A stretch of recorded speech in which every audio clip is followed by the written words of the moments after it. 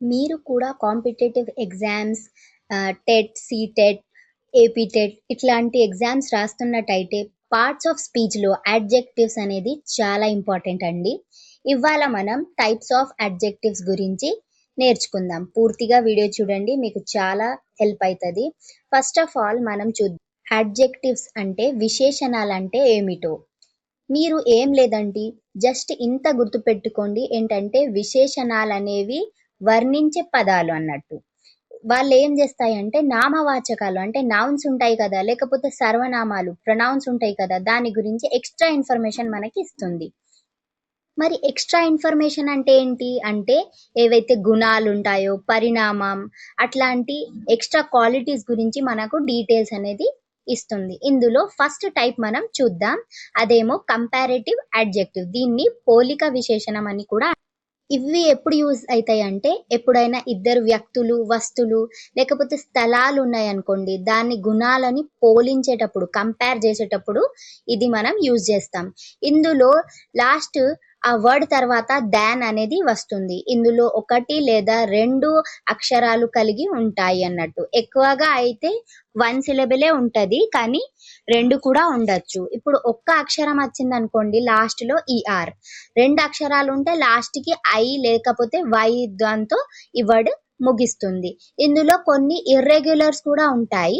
కానీ ఇది డీటెయిల్‌లో నేను ఎప్పుడైతే మీకు వీడియో చేస్తానో డిగ్రీస్ ఆఫ్ కంపారిజన్ గురించి అప్పుడు ఒక డీటెయిల్డ్ వీడియో దీనిపైన నేను చేస్తాను. ఇప్పుడైతే ఇంత గుర్తుపెట్టుకోండి. నెక్స్ట్ మనం సెకండ్ అడ్జెక్టివ్ విశేషణంలో వస్తాం. దీన్నేమో పరిణాత్మిక విశేషణం అని కూడా అంటారు. ఇవి ఎక్కువగా నామవాచకం యొక్క పరిమాణం లేదా సంఖ్యను తెలియజేస్తుంది. ఎక్కువగా అయితే ఈ అడ్జెక్టివ్‌తో సైజ్ లేకపోతే కలర్ ఏవైతే ఉన్నాయో దాన్ని ఎక్కువగా మనం విశేషణం తెలియజేస్తుంది. నెక్స్ట్ ఏంటంటే దీన్ని మీకు ఎగ్జాంపుల్స్ ఇస్తే మీరు కరెక్ట్‌గా చూడొచ్చు. ఇక్కడ చూడండి I have few crayons. I want to buy 4 books ఇట్లా. నెక్స్ట్ మనం డెమాన్‌స్ట్రేటివ్ అడ్జెక్టివ్స్‌కి వచ్చేద్దాం. దీన్ని ఏమో ప్రదర్శన విశేషణాలని కూడా అంటారు.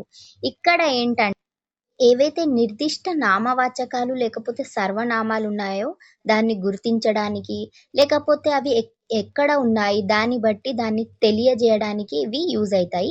ఇక్కడ చూడండి దిస్, థాట్, దీస్, దోస్ ఈ 4 అనేది చాలా ఇంపార్టెంట్ డెమాన్‌స్ట్రేటివ్ అడ్జెక్టివ్.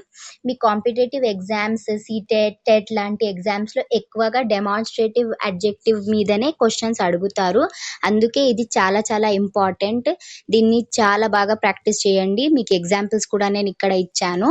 నెక్స్ట్ మనం ఫోర్త్ టైప్‌లో వచ్చేద్దాం. దీన్నేమో ఇంటరోగేటివ్ అడ్జెక్టివ్ అంటే ప్రశ్నార్థక విశేషణం అన్నట్టు.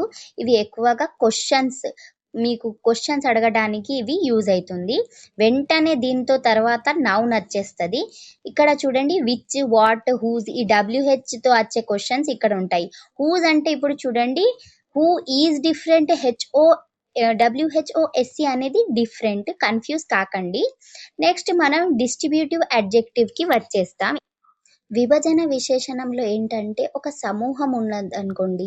దాంట్లో వ్యక్తులు లేకపోతే వస్తువులను విడివిడిగా సూచించడానికి ఈ డిస్ట్రిబ్యూటివ్ అడ్జెక్టివ్ పదాలు యూజ్ చేస్తారు.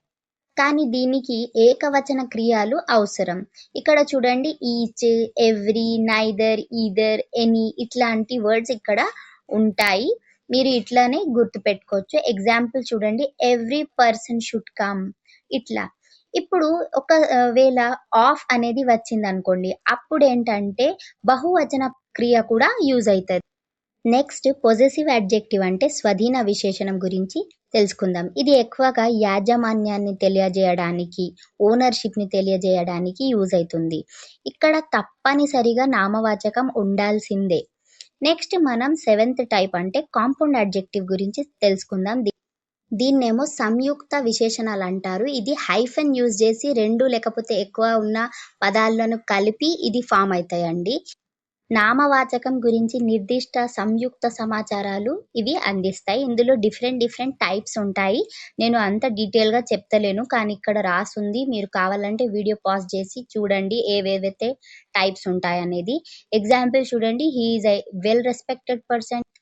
నెక్స్ట్ మనం 8th టైప్ ప్రాపర్ అడ్జెక్టివ్స్ కి వచ్చేస్తాం. దీన్నేమో సరైన విశేషణాలు అని కూడా అంటారు. ఇవి ఎక్కువగా మూలం అంటే ఆరిజిన్, లేకపోతే జాతీయం, నేషనాలిటీ లేదా అనుబంధం అసోసియేషన్ ని సూచిస్తుంది. ఇక్కడ ఎక్కువగా వర్డ్స్ అనేది క్యాపిటలైజ్డ్ అంటే క్యాపిటల్ వర్డ్స్ తో ఉంటాయి అన్నట్టు. ఇక్కడ లాస్ట్ కి సఫిక్సెస్ వచ్చేస్తాయి.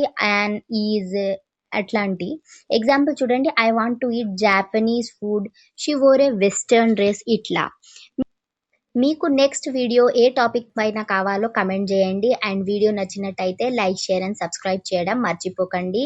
నాకు చాలా హెల్ప్ఫుల్ గా ఉంటది.